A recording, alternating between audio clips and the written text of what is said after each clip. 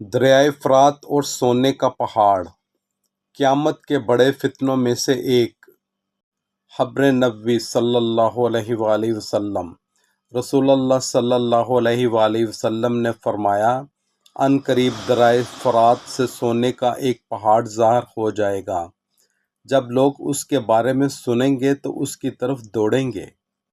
جنگ و قتل عام، اس سونے کی خاطر شدید لڑائیاں ہوں گی۔ انسان حرص اور لالچ میں اندھا ہو جائے گا۔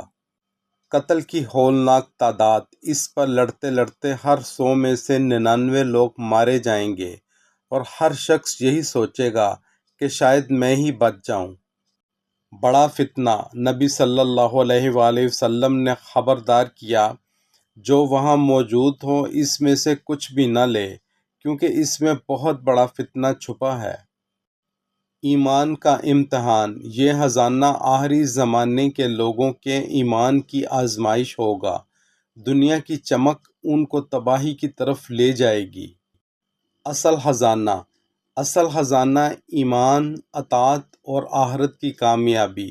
اللہ ہمیں دنیا کے فتنے سے محفوظ رکھے، آمین۔ شیئر کریں تاکہ دوسرے بھی اس فتنے سے آگاہ ہو سکیں۔ مزید اسلامی یاد دہانیوں کے لیے فالو کریں۔ اللہ آپ سے راضی ہو جائے۔